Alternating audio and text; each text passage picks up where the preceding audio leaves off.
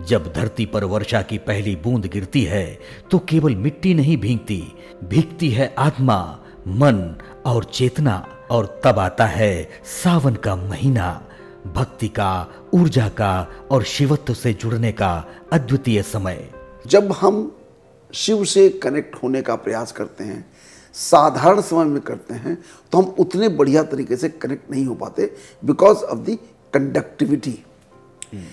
Rain मतलब पानी, ये सबसे बढ़िया कंडक्टर है इलेक्ट्रिकल करंट का। इससे बढ़िया कभी आपने देखा होगा, बरसात होती है, करंट उतर आता है, जमीन उतर आता है। तो ये साधारण करंट है। हम उस करंट की बात कर रहे हैं जो इस पूरे ब्रह्मांड में चलायमान है, जो ब्रह्मांडीय शक्ति है, जो ब्रह्मांडीय ऊर्जा है, जो सब जगह है। तो वो जो चेतना है, उस चेतना से हम कनेक्ट होने का प्रयास कर रहे हैं और ये अपने आप में होने लगती है। हमें प्रयास नहीं करना पड़ता।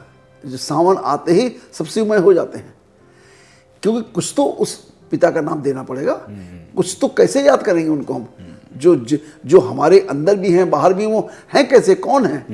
तो उनका नाम शिव है और वो शिवमय हैं हम। तो हम सावन की शुरुआत से ही, पहले दिन से ही हम सब अंदर से शिवमय होने लगते हैं। सावन केवल एक ऋतु नहीं, ये प्राकृतिक चिकित्सा और आत्मिक उपचार का वो मास है जहां हम जल, वायु, आहार और चेतना चारों तत्वों से शुद्ध होते हैं। हम इस महीने में शिव को जल क्यों चढ़ाते हैं? क्योंकि शिव केवल देवता नहीं है, वे विकारों के शमन करता भी हैं। जब हम जलाभिषेक करते हैं तो वस्तुतः हम अपने भीतर के ताप, अहंकार, क्रोध और चिंता को शीतल कर रहे होते हैं। और आप देखेंगे शिव को, जब हम शिव को रिप्रेजेंट करते हैं, शिव से मिलने का प्रयास करते हैं, तो सब जगह जलाभिषेक प्राइमरी है। रुद्राभिषेक, जलाभिषेक प्राइमरी है। कितने शिवालय बने हुए हैं जहां रुद्राभिषेक करने के लिए, जलाभिषेक करने के लिए कितने लोग जाते हैं। लेकिन बात यहाँ ये हो गई है, मैं इसमें थोड़ी सी चीज ऐड करूंगा, कि हम कर्मकांड में रह गए हैं। हम उसके लिए बहुत सारा कुछ कार्य सब करेंगे, लेकिन कर्मकांड करके चले आएंगे। उससे कनेक्ट होकर के उनके गुणों को तो हम धारण करें।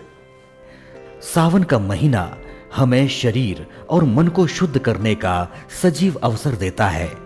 आयुर्वेद के अनुसार यही वो समय है जब वात, पित्त और कफ तीनों दोष असंतुलन की स्थिति में होते हैं और शिव त्रिदेवता के प्रतीक इन दोषों को संतुलित करने वाली एक चेतना है।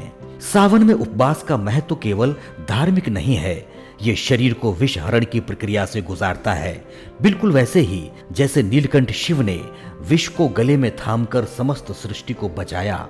जब युवा कांवर लेकर शिव तक जल चढ़ाने जाते हैं तो ये केवल श्रद्धा नहीं है, ये शक्ति और अनुशासन का अभ्यास है।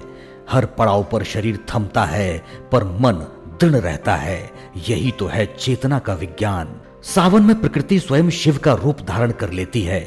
हर पत्ता हरा होता है, हर झूला आनंद का प्रतीक और हर स्त्री शक्ति का स्वरूप। जब ये सावन का महीना होता है तो प्रकृति में होता क्या है? प्रकृति में नई उमंग, नई उत्साह, नई कोपले, नए पंख निकलते हैं। हर चीज नई नई निकलती है। ऐसा लगता है कि प्रकृति अपना नया जीर्णोद्धार कर रही है और अपने आप को नया पल्लवित कर रही है। यही वो महीना है जब प्रेम, समर्पण और त्याग का अद्भुत संगम होता है। शिव पार्वती का विवाह केवल पौराणिक प्रसंग नहीं, ये योग और भोग, शक्ति और शांति, स्त्री और पुरुष ऊर्जा के मिलन की प्रतीक कथा है। सावन का महीना हमें याद दिलाता है कि जब संसार अशांत हो, जब जीवन में भ्रम हो, तो भीतर उतरिए जहां शिव मौन में विराजमान है। सावन केवल एक पर्व नहीं, ये वो समय है जब आप स्वयं से मिल सकते हैं, शिव से नहीं, अपने शिव स्वरूप से।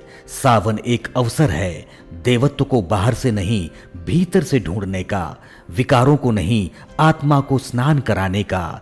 यही है चेतना का विज्ञान डॉक्टर आमोद सचान की दृष्टि से।